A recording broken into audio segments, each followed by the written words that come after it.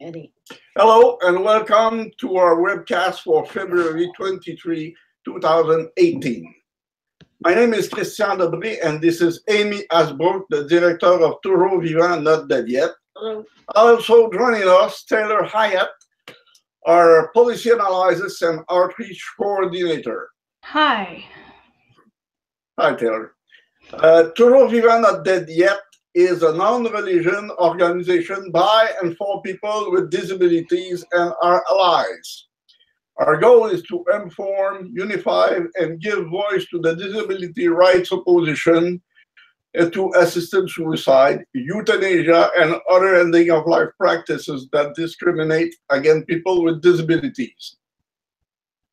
Today's topics, like every week, we have two subjects.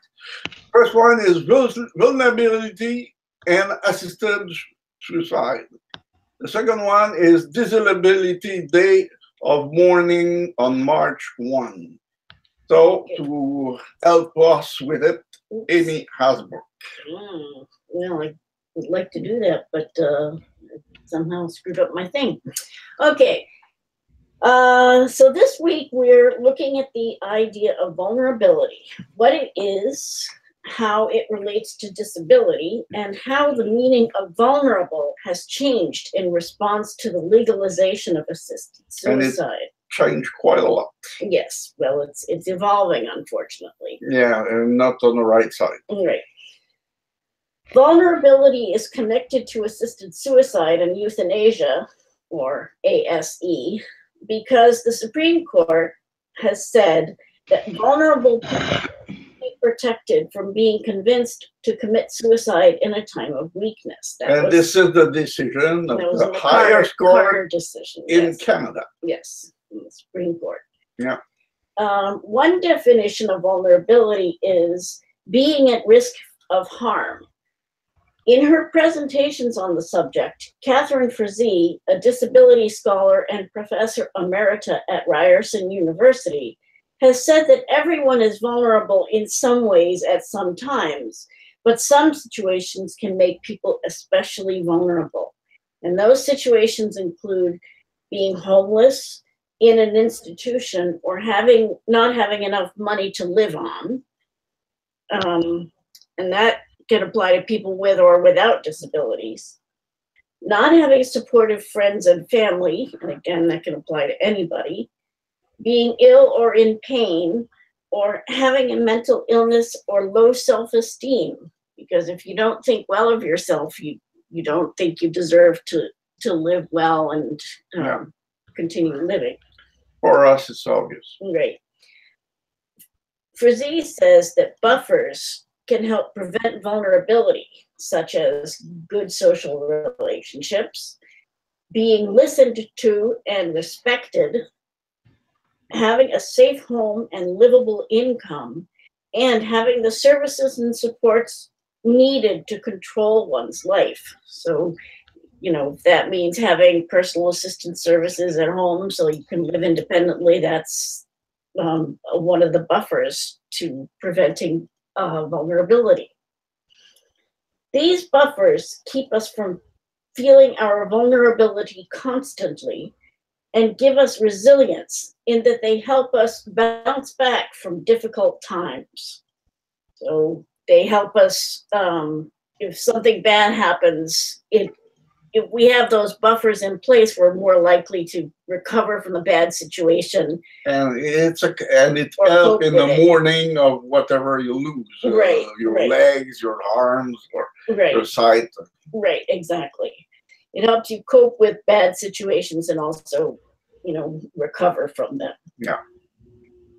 When at least one of these buffers is weakened or absent, we experience our vulnerability full force, Frazee says. Therefore, people are made vulnerable, contrary to the stereotype. Vulnerability isn't a built-in trait that certain groups of people have.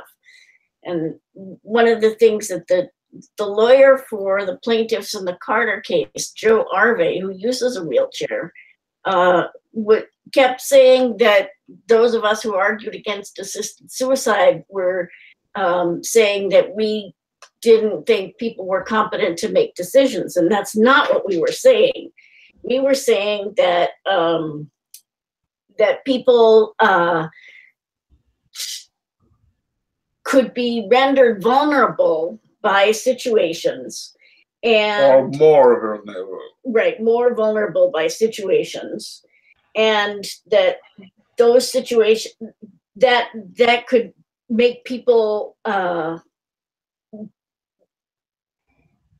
if somebody tried to convince them to commit suicide, they became more sensible to those yep. arguments.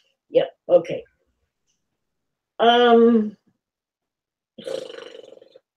The connection between vulnerability and disability comes from social disadvantage, exclusion, and discrimination. The disadvantage created by prejudice and lack of accessibility that disabled people face increases the situations that lead to vulnerability. For example, poverty, homelessness, isolation, abuse, or coercion. So all of those situations can increase or cause vulnerability. And they're situations that people with disabilities confront all the time. Yeah. The constant exclusion and devaluation wears people down, making it harder to respond to shock, stress, or trauma. If society doesn't value or support someone's life, that person is also less likely to value it, and they soon lose hope. And that's sort of part of the process when people become discouraged at when they become disabled or when they're ill.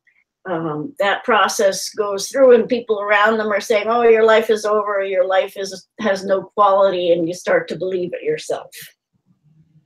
And then it makes you lose hope. Yeah. Catherine Frazee notes that distress makes a person more susceptible to encouragement to end their lives. This comes in the form of positive motivations, such as being promised that you will be honored for your sacrifice, remembered for your courage, and valued. No, you will just be forgiven. Right. You know, that's the idea that they give when people talk about assisted suicide. The media goes wild for it. They say, "Oh, this person is so courageous." Yeah. You're such a hero confronted with the big bad system. Right. Yeah. Yep. Very. Negative motivations include being made to feel ashamed, devalued, powerless, rejected, or otherwise stripped of dignity, or like a burden. And again, those are the kind of messages that people with disabilities get from society in general and their families. It's become so hard to go to work when you are there. You take so much time of us, things like that. Yeah, I remember I worked at a disability law center doing intakes, and people would say to me, "Well, I can't work because I'm disabled, so I don't work." I said, "Well, I'm disabled and I do work." Yeah. You know, I wouldn't let them get away with saying that their disability was what prevented them from working. We agree that it's more difficult to find work. Right. But it's not because you are disabled that you couldn't work. Right, exactly. As well, the suffering that assisted suicide advocates often attribute to their health conditions may actually be a struggle to live a satisfying life in a society that devalues and excludes disabled people. So it's not easy, you know, to deal with the negative images and the negative messages from society. And it can be a struggle, but that's it's not worthy of killing yourself over. Yeah. Professor Frazee says, "We must treat every serious request to die as an emergency and make an urgent assessment of the requester's vulnerability. For people who are deemed vulnerable, society must put in place the services and supports needed to provide buffers, and restore the person's resiliency in the face of disability and terminal illness. So instead of killing people who ask for assisted suicide, let's, put them back on the right footing. Yeah. Professor Frazee concludes that access to assisted suicide must be limited to persons whose material and social assets, i.e. privilege, completely shield them from all forms of human vulnerability, and persons with terminal conditions where death is imminent. So that's her feeling about who should have access to assisted suicide. And if you remember, that was what the government says about this law. It will be available for very few people, right. in some special case, right. and evaluated very, very carefully, right. for each one. Extraordinary circumstances. That's not happening right now. Right. It's a lot further than extraordinary circumstances. I find the mention of privilege interesting, considering when the Carter case came out, the face of support for assisted suicide was a politician with many more resources than the average disabled person. Right, exactly. Stephen Fletcher, the politician, was pushing assisted suicide. Not everybody works as a member of parliament and gets that salary and has all those perquisites. So, Catherine Frazee served as an advisor on the Vulnerable Persons Standard, or VPS Coalition, which produced a series of recommendations to Parliament for Canada's assisted suicide and euthanasia legislation. The VPS is meant to protect people whose circumstances put them at increased risk of pressure to end their lives. The standard was meant to ensure that all potential areas of vulnerability and motivations for assisted suicide were addressed before a request for death was granted. According to the VPS Coalition, Canada's medical aid in dying law fully complies with 3 of the VPS requirements. Only three. Partially complies with 8 of the requirements and does not comply with 5 of the requirements. So it doesn't even reach the 50% passage. Right. thing.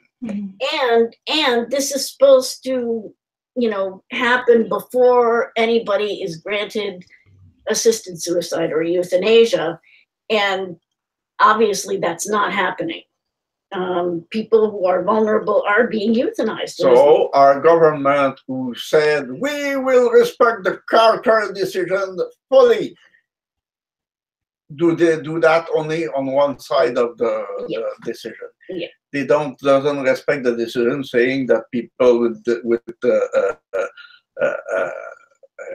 have to be vulnerable people have to be protected very thoroughly. Yeah. Okay.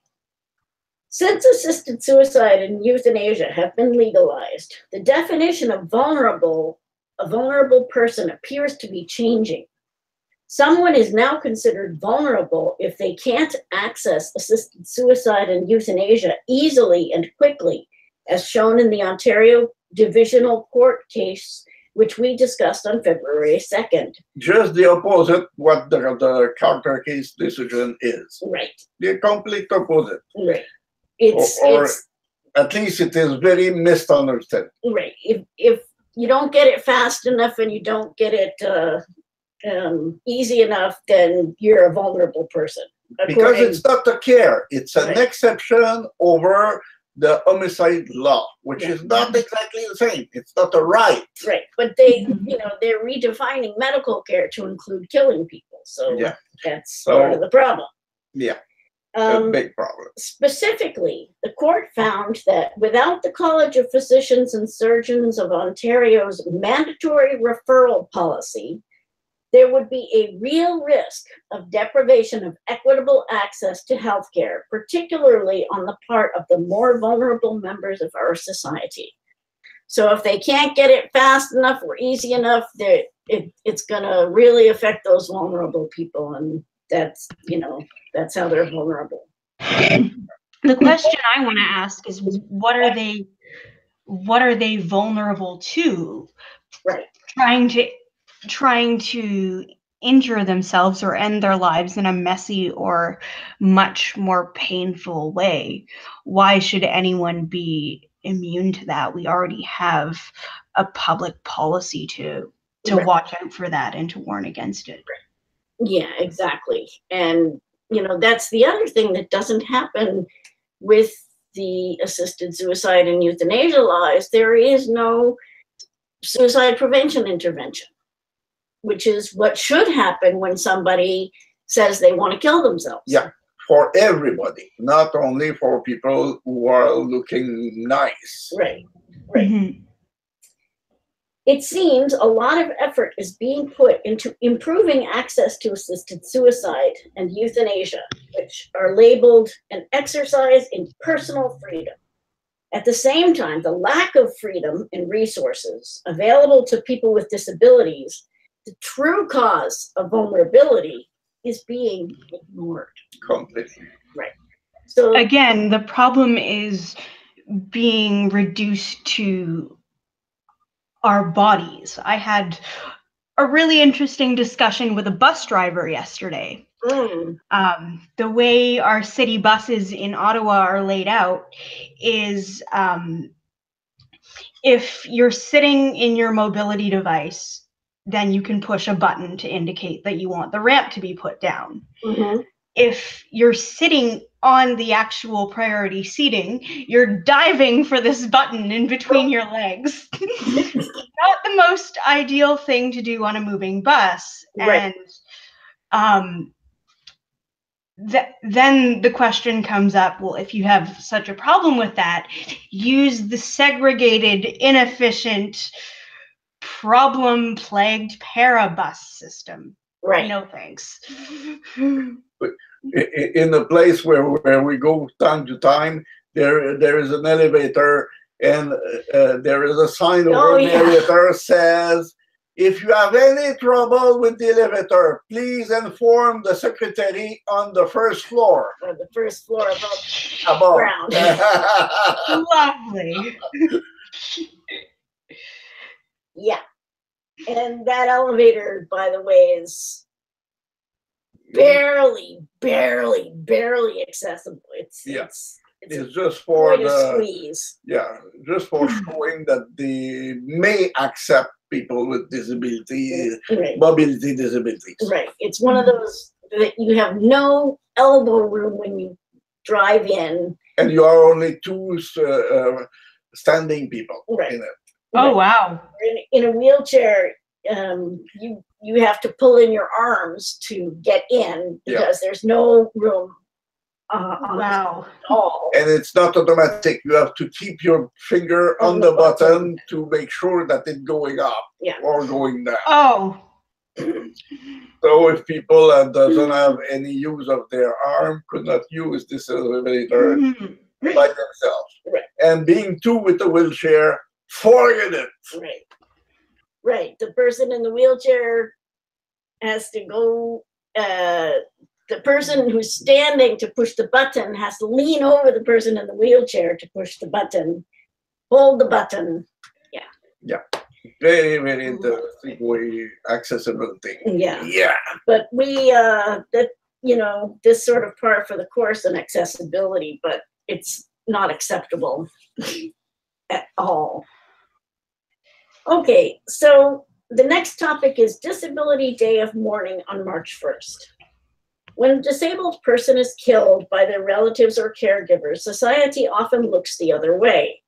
The legal system gives lenient sentences to the killers, concluding that the homicide is somehow justified by the stress of caring for a disabled person, or the heartbreak of having a disabled child, or any number of justifications. Media coverage, too, glosses over the fact that someone's life was violently cut short. They pay more attention to the plight of the non-disabled relative whose life is, quote unquote, limited by the person's disability. This is yet another way in which the lives of disabled people are devalued. So since 2012, the Autistic Self-Advocacy Network, Not Dead Yet, and other disability rights organizations have commemorated disabled people who were killed by parents and caregivers through the Disability Day of Mourning. Remembrance events are held every March 1st. These gatherings are meant to draw attention to the deaths, so publicize what's going on, because I don't think people quite get it that this is a problem. Condemn the apathy of the legal system, and that's important. Counter the negative media portrayals of disabled victims, because generally all you hear about the victims is what a stress they were on their parents. And all the health problems that they had in every gory detail so that you can gawk at them. Right, exactly.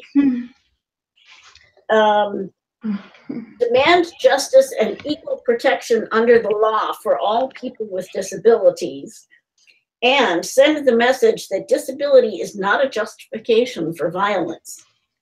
That should not It should be not. news. Right.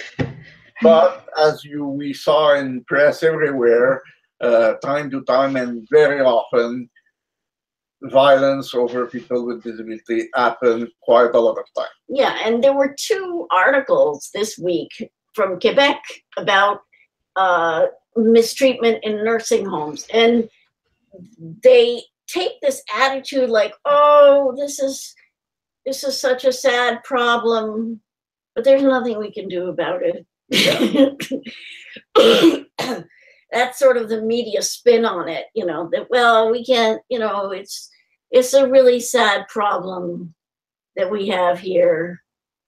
Not like, let's be outraged, let's be, doing something about this.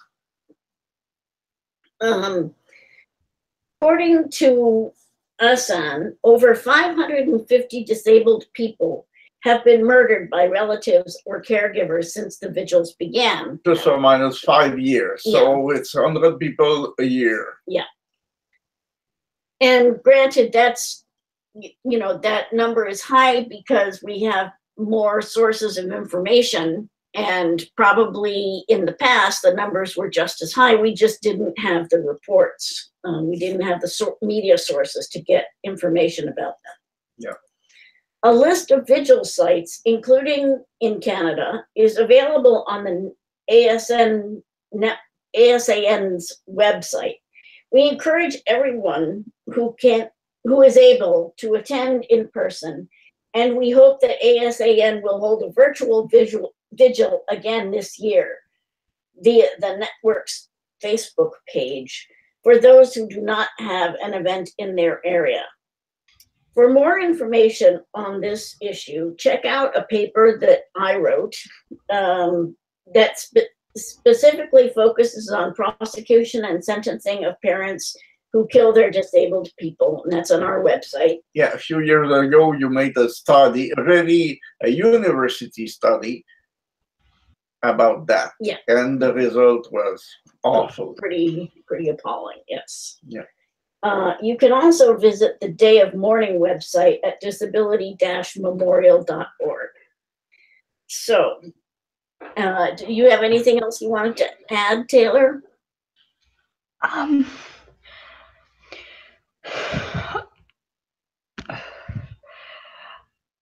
I did, but it's gone in one ear and out the other. Oh, okay. Sounds like me today. Okay, so if you want more information about the subjects we discuss on our webcast, you can go to our Facebook page at facebook.com/toujours vivant not dead yet, all one word. And we answer to everybody, yeah. People who are our side or the other side, right. If they want to discuss. Right. You can also visit our website at tvndy.ca. Email us at info@tv-ndy.ca, or you can follow us on Twitter @TVNDY. Thanks to Taylor for being with us, and thanks to Christian for helping us out. And we will see you next time. Thanks. See you soon. Bye.